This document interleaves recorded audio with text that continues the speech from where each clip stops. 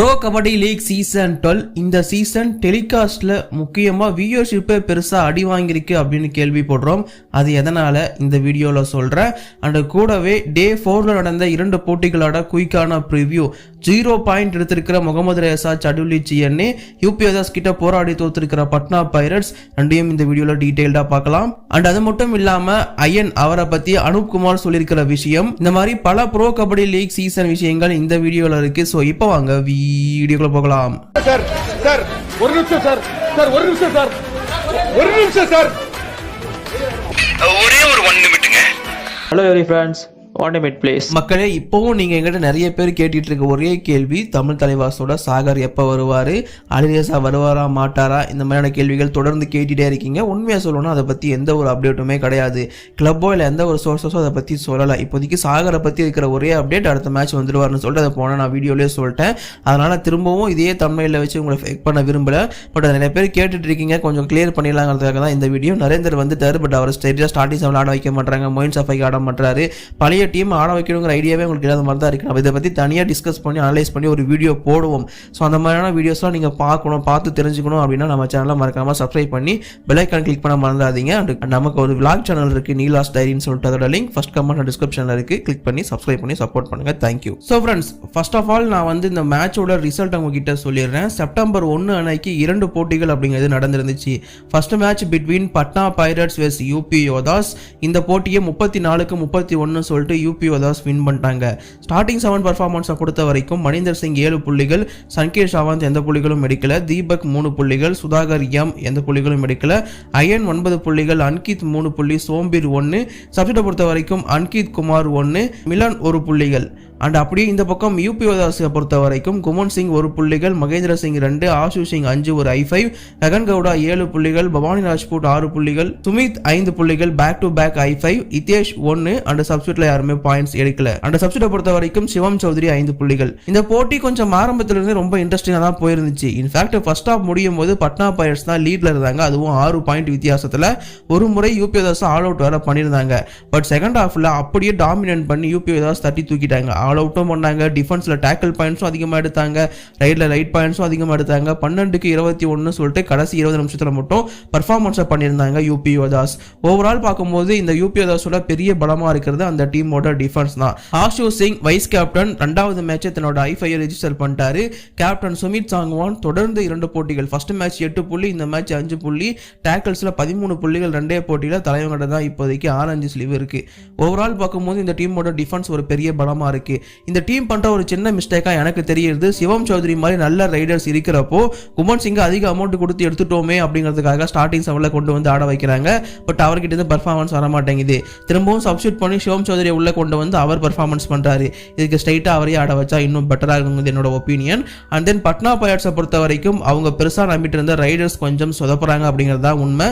Iron 9 புள்ளிகள் எடுத்திருந்தாலும் சுதாகர் எம்மோ இல்ல மணிந்தர் சிங்கோ பெருசா அவங்க நினைச்ச அளவுக்கு பர்ஃபார்மன்ஸ் பண்ணலங்கிறது தான் உண்மை. பட் மணிந்தர் சிங் அந்த 7 புள்ளிகள் எடுக்கிறது அப்படிங்கிறது ஆவரேஜான ஒரு விஷயம் தான். இங்க சுதாகர் எம்மோட கிளிக், அதாவது சுதாகர் எம்மோட பர்ஃபார்மன்ஸ் ரொம்ப ரொம்ப முக்கியம். பட்னா பைரட்ஸ்க்கு அவங்க ஜெயிக்கணும்னா என்ன பண்ண போறாங்கன்னு தெரியல, பொறுத்திருந்து பார்ப்போம். ஓவரால் இந்த போட்டி கொஞ்சம் டஃபா தான் போயிருந்துச்சு. அண்ட் ரொம்ப இன்ட்ரெஸ்டிங்கான மேட்சாகவுமே இருந்துருந்துச்சு. பட் எனக்கு என்னமோ ஆரம்பத்துல இருந்து யூபிஎஸ் தான் ஜெயிக்குமோங்கிற மாதிரியே தோணிட்டு இருந்துச்சு. அதே மாதிரி அவங்க தான் ஜெயிச்சிருந்தாங்க. அண்ட் பட்னா பைரட்ஸோட டிஃபென்ஸ், முக்கியமா அன்கித் ஜக்லான் வந்து கொஞ்சம் அவசரப்படுறாரோன்னு தோணுது. ரொம்ப ஸ்ட்ராங்கான பட்னா பைரட்ஸோட டிஃபென்ஸ் இன்னும் சரியா செட் ஆகலையோங்கிறது என்னோட ஒப்பீனியன். ஸோ இந்த மாதிரி ஒரு சில மிஸ்டேக்ஸ் இந்த டீமை பொறுத்த வரைக்கும் இருக்கு. அண்ட் இந்த போட்டியில முக்கியமா அயனோட பர்ஃபார்மன்ஸை பத்தி அவர் பேசும்போது, அதாவது கோச் அனுப்குமார் பேசும்போது, அனுப்குமார் என்ன சொல்லியிருந்தாருன்னா, இந்த அயனை நான் எதிர்பார்க்கல, இதை விட சூப்பரான அயன், அதாவது அயனுக்கு இருக்கிற தகுதிக்கு அவன் வந்து ஒரு நாளைக்கு 15 பாயிண்ட் எடுக்கணும், அதாவது ஒரு மேட்சுக்கு. இது வந்து எனக்கு பிடிச்ச அயன் கிடையாது, நான் அயனை வேற மாதிரி பார்க்க விரும்புறேன் அப்படிங்கிற மாதிரி அவர் சொல்லியிருந்தாரு. அஸ் ஏ கோச்சா அவர் எதிர்பார்க்கறது கரெக்ட் தான். பட் அஸ் ஏ பிளேயரா எல்லா மேட்சும் 15 பாயிண்ட்ஸ் அவ்வளோ ஈஸியான விஷயமே கிடையாது. அயன் ஆக்சுவலி ஒரு சப்போர்ட்டிவ் ரைடர் தான். பட் என்ன பண்ண போறாரு இப்போதைக்கு பிரைமரி ரைடர் அப்படிங்கிறதெல்லாம் பொறுத்திருந்து பார்க்கணும். பட் பட்னா பைரட்ஸோட கம்பேக் நடக்கணும்னா அதுக்கு சுதாகரியம் பர்ஃபார்மன்ஸ் பண்ணியே ஆகணுங்கிறது என்னோட ஒப்பீனியன். வெயிட் பண்ணி பார்ப்போம். இந்த டேவோட 2வது போட்டி Puneri Paltan vs Gujarat giants.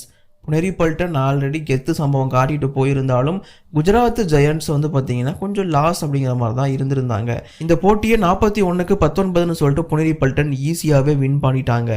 And இந்த போட்டியோட ஸ்டார்டிங் 7 பர்ஃபார்மன்ஸ் புனேரி பல்டன் சார்பாக பங்கஜ் மொஹித்தி 5 புள்ளிகள், குர்தீப் 4 புள்ளி, அபினேஷ் நடராஜன் 6 புள்ளிகள், ஆதித்யா சிண்டே 6 புள்ளி, அஸ்லாம் இனாம்தார் 5 புள்ளி, விஷால் பரத்வாஜ் 2, கௌரவ் காட்ரி 4, சப்ஸ்டியூட்டை பொறுத்த வரைக்கும் Stuart Singh 1, Vaibhav 1, Milad 1. And Gujarat ஜெயண்ட்ஸை பொறுத்த வரைக்கும் ராகேஷ் 6 புள்ளிகள், சுபம் குமார் 3 புள்ளி, நிதின் எந்த புள்ளிகளும் எடுக்கல, இமன்சு எந்த புள்ளிகளும் எடுக்கல, பர்த்திக் தாஹியா 1 அண்ட் ஹிமான்சு சிங் 2 புள்ளிகள், சப்ஸ்டியூட்டை பொறுத்த வரைக்கும் லக்கி சர்மா 1, ஹரிஷ் காமாட்சி 2, வி அஜித் குமார் 1, ஸ்ரீதர் கடம் 1 அண்ட் மற்ற யாரும் பாயிண்ட்ஸ் எடுக்கல. அண்ட் முகமது ரெசா, சடுலி சிஎன்ஏ, பிகேஎல்ஏ முதல் முறையாக இந்த போட்டியில் தான் எந்த ஒரு புள்ளிகளுமே எடுக்கல. அதுக்காக அவரை சப்ஸ்டியூட் பண்ணி வெளியே அனுப்பிட்டாங்களான்னு கேட்டிங்கன்னா இல்லை, 40 நிமிஷமும் முழுசாக ஆடி இருந்தார் இந்த போட்டியை. But Mohammed Reza, Shadloui CNA பழைய மாதிரி இல்லை, அதாவது ரொம்ப சைலண்டாக இருந்தார், பெருசாக அட்டம்ப்ட் கூட பண்ணலை. அவர் வந்து 4 ரைடு அட்டம் பண்ணியிருந்தார், அதில் 1 அன்சக்சஸ்ஃபுல் அண்ட் 2 டேக்கிள் பண்ணார், 2மே அன்சக்சஸ்ஃபுல் தான். வழக்கமாக முகமது ரெசா ஒரு போட்டிக்கு குறையாமல் 10-15 டேக்கிள் அட்டம் பண்ணுவார், இல்லை அட்டம் பண்ணுற மாதிரி ஆக்ட் ஆச்சு பண்ணுவார்.